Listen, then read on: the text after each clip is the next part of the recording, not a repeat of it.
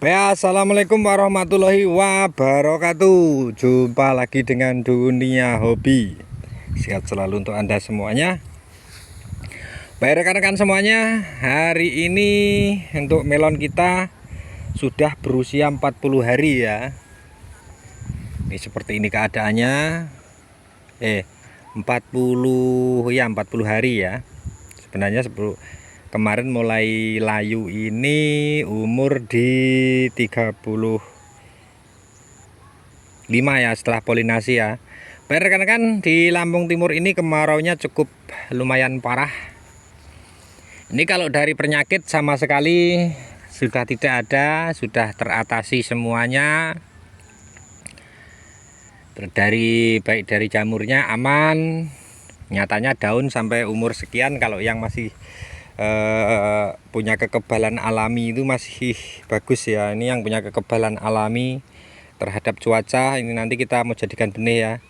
Baik rekan-rekan, hari ini tepatnya melon di umur 42 hari melon kita dalam keadaan seperti ini ya. Untuk fusarium aman, untuk nematoda aman, bakteri aman. Baik rekan-rekan semuanya, apa penyebab yang paling berbahaya untuk tanaman melon, yaitu setelah saya amati beberapa kali tanam ini memang pada suhu ya.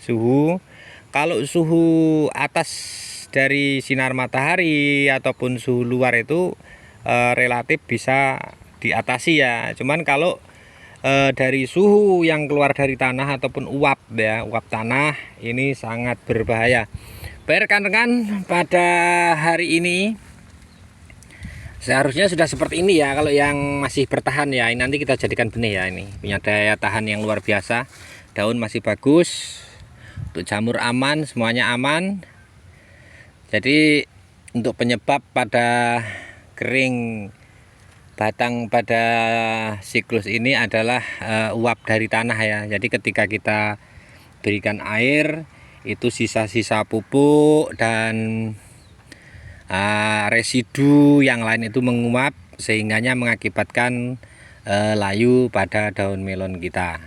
Rekan-rekan semuanya, yang perlu diwaspadai adalah ketika cuaca ataupun musim kemarau seperti ini, pada malam hari itu cuaca sangatlah dingin dan siang itu panasnya sangat luar biasa. Nah, ini perlu kita hati-hati untuk tanaman melon.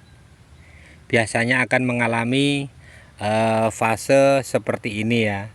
Rekan-rekan semuanya, ini boleh dikatakan sebenarnya berhasil sih untuk pertumbuhannya, untuk pembuahannya berhasil karena serentak dan hampir sama besarnya.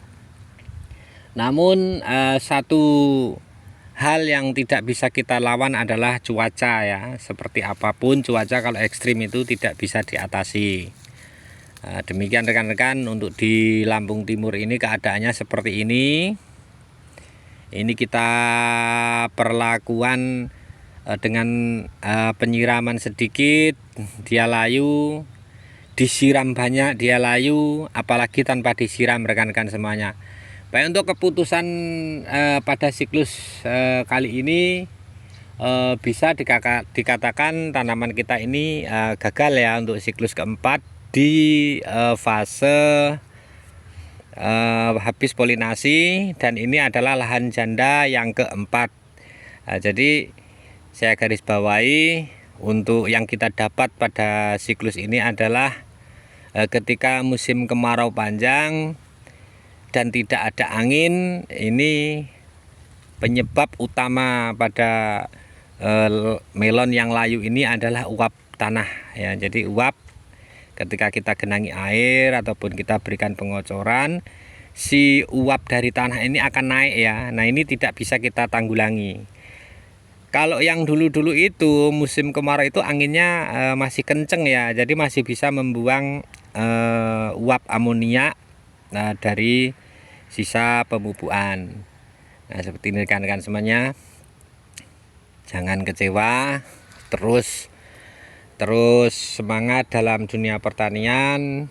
Kita amati dari kegagalan-kegagalan inilah kita akan mendapatkan satu ilmu ataupun pengalaman, sehingganya untuk berkelanjutannya ke depan kita akan bisa mengambil kesimpulan bahwasanya jika pada musim kemarau yang panjang ini lebih baik kita berhenti dulu ataupun diganti dengan tanaman lain yang lebih kuat untuk menghadapi cuaca panas yang berlebih. Demikian rekan-rekan semuanya. Jadi siklus keempat pada lahan janda keempat ini bisa dikatakan gagal ya. Gagal karena cuaca rekan-rekan semuanya. Baik, demikian rekan-rekan semuanya, selalu saya videokan dan saya informasikan apa adanya. Tidak pernah saya ambil mana yang baik saya videokan ataupun yang tidak berhasil tidak saya videokan, saya ambil apa adanya dan seperti inilah keadaannya. Baik rekan-rekan, terima kasih, selalu semangat di dunia pertanian. Kita akan tanam melon lagi dan melon lagi sambil menunggu cuaca yang lebih bersahabat. Demikian saya akhiri, wassalamualaikum.